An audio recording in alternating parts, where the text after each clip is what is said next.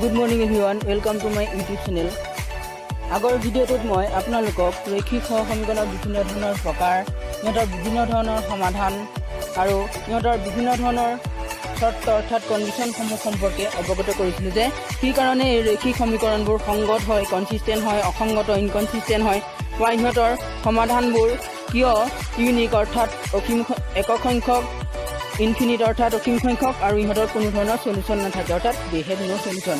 আজি আমি সেই কণ্ডিশ্যনসমূহৰ সহায়ত কেনেদৰে আমি আমাক দিয়া দুটা ৰৈখিক সমীকৰণ লিনিয়াৰ সাইমultaneous ইকুৱেশ্যন কনচিষ্টেণ্ট সংগত, ইনকনচিষ্টেণ্ট অসংগত বা ইহঁতৰ বিভিন্ন ধৰণৰ সলিউশ্যনবিলাকৰ প্ৰকাৰ আমি কেনেধৰণে ডিটাৰমাইন কৰিব পাৰোঁ সেই সম্পৰ্কে আজি আমি আপোনালোকক অৱগত কৰিম। আহক আমি আপোনালোকৰ কিতাপৰ এটা উদাহৰণ লৈ লৈছোঁ। এই উদাহৰণটো আপোনালোকৰ কিতাপৰ অনুশীলন 3.2 এক্সাৰচাইজ 3.2 পৰা লোৱা হৈছে। ফৰ্ম কুৱেশ্যন নং 3 ফাৰ্ষ্ট। তাত সমীকৰণ দুটা ইকুৱেশ্যন কেইটা দিয়া হৈছে 5x + 2y = 5 and 2x - 5y = 7। আহক আমি এই উদাহৰণটোৰ সহায়ত, এই প্ৰশ্নটোৰ সহায়ত আমি আজি অৱগত হওঁ যে কেনেদৰে আমি পৰীক্ষা কৰিব পাৰোঁ যে আমাক দিয়া প্ৰদত্ত ৰৈখিক সমীকৰণ দুটা লিনিয়াৰ সাইমultaneous ইকুৱেশ্যন দুটা সংগত, কনচিষ্টেণ্ট নে, অসংগত, ইনকনচিষ্টেণ্ট নে, ইহঁতৰ একক সংখ্যক ইউনিট সমাধান আছেনে, নে ইহঁতৰ অসীম সংখ্যক ইনফিনিট সমাধান আছে, নে ইহঁতৰ কোনো ধৰণৰ সমাধান নাই। আহক আমি ষ্টেপ বাই ষ্টেপ এই সম্পৰ্কে আলোচনা কৰোঁ। From your exercise 3.2 from your book, question number 3. Let's start from question number 1. See what are the questions given there. 5x plus 2y will 5. And the another question is 2x minus 5y equal 7. So প্ৰথমতে আমি প্ৰথম স্টেপটোত আমি কি কৈছিলোঁ, we have to write the given equations in standard form. Say this is the question number 1 and this is the equation number 2. Our first step was to write the given equations in standard form. So come আমি প্ৰথমতে আমাক দিয়া এই equation কেইটা আদৰ্শ ফৰ্মত অৰ্থাৎ standard ফর্মত লিখি লওঁ। Now 1 implies 5x plus 2y equal 5.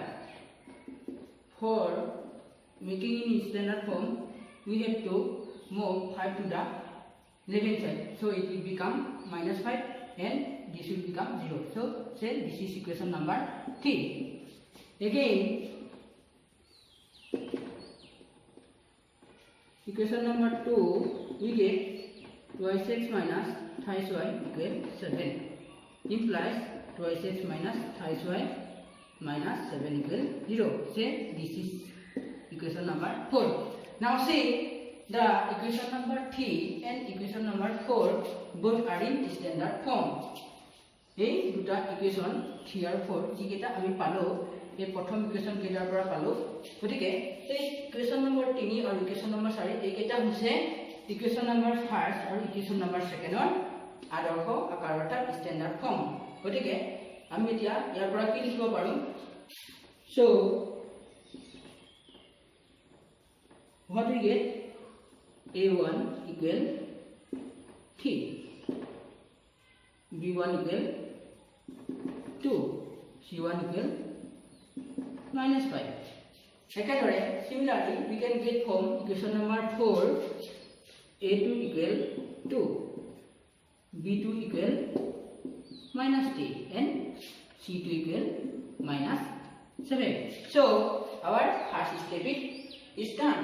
So let us move forward to next step. আহক আমি এতিয়া ইয়াৰ পৰৱৰ্তী পৰ্যায়লৈ আগবাঢ়ো। Write down the ratios. আহক আমি ৰেচিঅ' কেইটা লিখি লওঁ। প্ৰথমে আমি a1/2 লিখিম। a1/a2 will be what? a1 equal 3 and a2 equal 2. So a1 3, a2 will be 2. So a1/a2 will be 3/2. This is our first ratio. b1/b2 will be what? b1 is 2, b1 is 2, b1 is 2, then B2 is what? B2 is 3. So B2 is 3. So B1 by B2 will be what we get? 2 by 3. Similarly, C1 by C2 will be what? What is the value of C1? That is minus 5. And C2 is what? Minus 7. So we put minus 7 here. Now see the ratio C1 by C2. C1 by C2 ratio to the লক্ষ্য করো ইয়াত minus and minus got cancelled, so it will be 5 by 7. Oh sorry, B was minus t, so B1 by B2 will be 2 by minus t. আহক আমি এতিয়া তৃতীয় স্টেপলৈ আগবাঢ়ো। এতিয়া আমি কি কৰিম, A1 by A2, B1 by B2 আৰু C1 by C2 এই যি তিনিটা ৰেচিও আমি পালো, এই ৰেচিও তিনিটা আমি এতিয়া কি কৰিব লাগিব, আমি ৰেচিও তিনিটা আমাৰ যি কেইটা কন্ডিশন আমি পাইছিলো সেই কন্ডিশন কেইটাৰ লগত আমি কম্পেয়াৰ কৰি চাম। সেই কন্ডিশন কেইটাৰ যিটো কন্ডিশন স্যাটিসফাই হ'ব সেই কন্ডিশনটোৱে আমাৰ এনসাৰ হ'ব। আহক আমি প্ৰথম condition A1 by A2 not equal B1 by B2, তেতিয়া ইকুৱেশ্যন দুটা কনসিস্টেন্ট এন্ড ইউনিক সলিউশন হ'ব, অৰ্থাৎ সংগত আৰু একক সমাধান আমি লিখিব লাগিব। যদি আমি পাওঁ A1 by A2 equal B1 by B2 equal C1 by C2, তেতিয়া আমি লিখিব লাগিব কনসিস্টেন্ট এন্ড ইনফিনিট সলিউশন, অৰ্থাৎ সংগত আৰু অসীম সমাধান। A1 by A2 equal B1 by B2 not equal C1 by C2, এইটো কন্ডিশন যদি আমি পাওঁ তেতিয়া লিখিব লাগিব ইনকনসিস্টেন্ট এন্ড নো সলিউশন, অৰ্থাৎ অসংগত আৰু সমাধান নাই। আমি এই তিনিটা কন্ডিশনৰ যিটোকে পাওঁ আমি সেইটোকে আমাৰ এনসাৰ হ'ব, গতিকে আমি সেইটোকে লিখিম। গতিকে আহক আমি সমীকৰণটোত আমি কি পাওঁ, নাও what we get, A1 by A2 equal 3 by 2, B1 by B2 equal 2 by minus 3 and C1 by C2 equal 5 by 7. গতিকে দেখা গ'ল যে ইয়াত A1 by A2 equal 3 by 2 আৰু B1 by B2 equal 2 by minus 3 আৰু 3 by 2 not equal minus 2 by minus 3. গতিকে এই সমীকৰণ দুটাত এই ইকুৱেশ্যন কেইটাত প্ৰথমটো কন্ডিশন স্যাটিসফাই হৈছে। গতিকে আমি কি পালো, therefore A1 by A2 not equal B1 by B2, গতিকে আমি লিখিব পাৰো therefore A1 by A2 not equal B1 by B2, therefore the given equations are consistent and they have unique solution. অসমীয়াত লিখিব therefore প্ৰদত্ত সমীকৰণ দুটা সংগত আৰু অদ্বিতীয় সমাধানযুক্ত। গতিকে এনেধৰণে আমি আমাক দিয়া দুটা সৰল সহ সমীকৰণ অৰ্থাৎ ৰৈখিক সহ সমীকৰণ লিনিয়াৰ সাইমultaneous ইকুৱেশ্যনৰ আমি সংগত নে অসংগত, কনসিস্টেন্ট নে ইনকনসিস্টেন্ট, বা ইহঁতৰ ইনফিনিট সলিউশন অসীম সংখ্যক সমাধান আছে নে, ইউনিক সলিউশন আছে নে, অৰ্থাৎ একক সংখ্যক বা দ্বিতীয় সংখ্যক সমাধান আছে নে, বা ইহঁতৰ কোনো ধৰণৰ সলিউশন নাই নেকি, কোনো ধৰণৰ সমাধান নাই নেকি, দে হেভ নো সলিউশন, আমি সেই সম্পৰ্কে আমি ব্যাখ্যা কৰিব পাৰো, আমি সেই সম্পৰ্কে ধাৰণা কৰিব পাৰো। গতিকে আপোনালোকে এই প্ৰশ্নটোৰে বাকি যিখিনি কুৱেশ্যন আপোনালোকৰ কিতাপত আছে সেই কুৱেশ্যনসমূহ আপোনালোকে যদি এই ভিডিঅ'টো ভাল পাইছে তেনেহ'লে এই ভিডিঅ'টো এটা লাইক কৰি দিব, আমাৰ চেনেলটো ছাবস্ক্ৰাইব কৰি দিব আৰু লগতে এই ভিডিঅ'টো মৰমৰ দশম শ্ৰেণীৰ ছাত্ৰ ছাত্ৰীসকললৈ শ্বেয়াৰ কৰি দিব।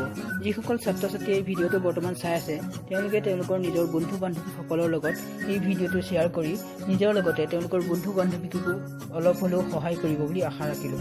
লগতে নতুন ভিডিঅ'সমূহৰ নটিফিকেশ্যন লাভ কৰিবৰ বাবে এই বেল আইকনটো দবাই দিব। ধন্যবাদ।